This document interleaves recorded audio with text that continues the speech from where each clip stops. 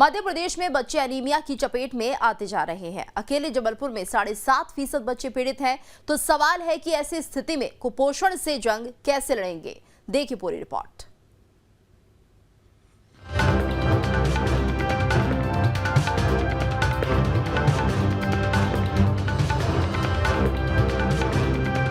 Anaemia की चपेट में नौनिहाल, पोषण के अभाव में हो रही बेहाल।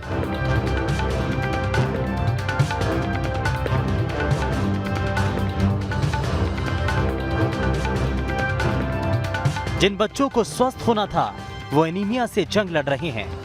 अकेले जबलपुर में 7.5% ऐसे मासूम हैं जो एनीमिया की चपेट में हैं। जबलपुर में 8,279 बच्चों की जांच की गई, जिनमें से 622 बच्चों में एनीमिया के लक्षण मिले। 33 तो गंभीर एनीमिया से पीड़ित हैं। 50 बच्चों में कुपोषण पाया गया। अंदाजा लगा लीजिए कि अगर जांच का दायरा बढ़ा तो कितने बच्चे पीड़ित मिल सकते हैं। जिस तरीके जबलपुर में आंकड़ा आया है कि एनीमिया से लगभग 7% बच्चे प्रभावित हैं, ये बहुत चिंतन का विषय है, क्योंकि किसी भी राष्ट्र के निर्माण के लिए हमारी नींव मजबूत होनी चाहिए।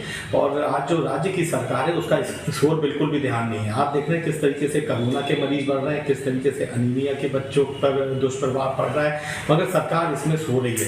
स्वास्थ्य विभाग, स्वास्थ्य अमला, स्वास्थ्य मंत्रालय सिर्फ ट्रांसफरों में लगा हुआ है, सिर्फ किस तरीके से भ्रष्टाचार किया जाए उस ओर में लगा है। लेकिन जो मूलभूत सुविधाएं, स्वास्थ्य सुविधाएं जो आम जनता तक पहुंचानी चाहिए, उसमें बहुत बड़ा फेलियर सरकार का निकल के सामने आ रहा है। एक उच्च स्तरीय जांच की आवश्यकता है कि ये एकदम से इतने आंकड़े क्यों बढ़ के आए। जांच के साथ साथ सुधार की भी आवश्यकता है। मध्य प्रदेश सरकार के स्वास्थ्य विभाग द्वारा जो है दस्तक अभियान चलाया जा रहा है, जिसके तहत हम पता कर रहे हैं कि कौन से बच्चे टीकाकरण से छूट गए हैं, कौन से बच्चे किस बीमारी से ग्रसित हैं। इसको लेकर लगातार जो है काम किया जा रहा है और 8,000 बच्चों में परीक्षण किया गया था, जिसमें चंद बच्चे जो है ग्रसित निकले हैं। लगातार मध्य प्रदेश की सरकार द्वारा स्वास्थ्य महकमे को बेहतर किया जा रहा है और ऐसे कई अभियान चलाते हुए हम इस चरण में आए हैं कि 8,000 में चंद बच्चे जो है ग्रसित मिले हैं। कुछ बच्चों को कुपोषण के शिकार मिले हैं, कुछ बच्चे किसी और बीमारियों से ग्रसित मिले हैं। इन सारे बच्चों का स्वास्थ्य परीक्षण करके उनकी जो सही इलाज हो सकता है वो इलाज किया जाएगा, ताकि मध्य प्रदेश जो है बेहतर स्वास्थ्य व्यवस्थाओं में अपना नाम दर्ज करा सके। इसको लेकर लगातार मध्य प्रदेश की सरकार काम कर रही है, जो कि आपके सामने है। आपको बताते हैं कि आखिर एनीमिया है क्या और ये कितना घातक है। एनीमिया का मतलब शरीर में खून की कमी होना है।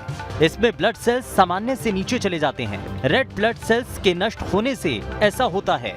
ऑक्सीजन ले जाने के लिए रेड ब्लड सेल्स कम हो जाते हैं। इससे बच्चा कमजोर हो जाता है, सांस लेने में दिक्कत होती है, सिर दर्द और थकान महसूस होती है।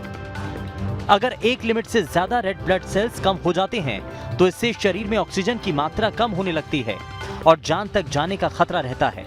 इससे बचने या निकलने का एक ही तरीका आयरन युक्त खाना होता है। अच्छा खान पान और विटामिन लेने से इसे खत्म किया जा सकता है।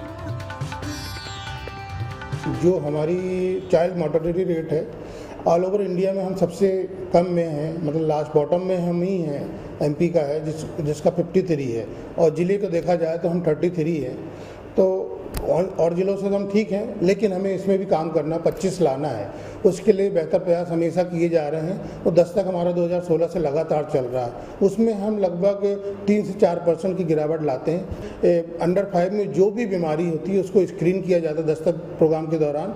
जैसे आपको एनीमिया हुआ, एनीमिया अगर सीवियर है तो ब्लड ट्रांसफ्यूजन के लिए हमारे डिस्ट्रिक्ट हॉस्पिटल और SNCU आते हैं बच्चे। इसी प्रकार कुपोषण है तो NRC में भर्ती किया जाता है। जो कुपोषण का अंडर 5 मॉर्टेलिटी में 45% हिस्सा है। अगर कुपोषण हम ठीक कर लें तो हमारी अंडर 5 मॉर्टेलिटी लगभग 45% कम कर सकते हैं। सवाल ये है कि सुपोषण अभियान का बच्चों को फायदा कम मिल रहा है, क्योंकि बच्चों को अगर बेहतर आहार मिले तो उन्हें कुपोषण और एनीमिया से बचाया जा सकता है। आंकड़े बताते हैं कि करीब 10.5 लाख बच्चे कुपोषित हैं। इनमें करीब 6.5 लाख बच्चे अति कुपोषित हैं। 2,64,609 बच्चे बौने हैं। 13,07,467 दुबलेपन के शिकार हैं। 6,30,090 बच्चों का वजन उम्र के हिसाब से कम है। आंकड़े बताते हैं कि प्रदेश में कुपोषण की दर 64% है।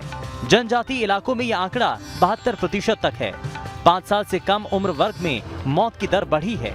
15 से 19 साल तक की लड़कियों में एनीमिया की दर 5% तक बढ़ी है। शहरी क्षेत्रों में 4.25% और ग्रामीण इलाकों में 5% की बढ़ोतरी हुई। अब सवाल है कि आखिर कुपोषण में कमी क्यों नहीं आ रही है? तो बताया जा रहा है कि सिस्टम में सुधार की जरूरत तो है ही, इसके साथ ही खर्च होने वाली राशि में भी बढ़ोतरी की जरूरत है। आंकड़े बताते हैं कि पोषण पर प्रति बच्चा 7 रुपए रोजाना खर्च होता है, जबकि प्रावधान के मुताबिक 8 से 12 रुपए रोजाना खर्च होना चाहिए। मतलब ये कि केंद्र सरकार ने जितना प्रावधान किया है उसके हिसाब से राज्य में राशि खर्च नहीं हो रही है। जानकारी के मुताबिक पोषण आहार के लिए 1450 करोड़ का बजट है। पोषण आहार के लिए 83.54 लाख लोग रजिस्टर्ड हैं। ऐसे में राशि प्रति हितग्राही पर 5 रुपए 80 पैसे रोजाना बैठती है। मतलब ये कि सिस्टम को दुरुस्त करने के साथ साथ बजट भी बढ़ाने की जरूरत है।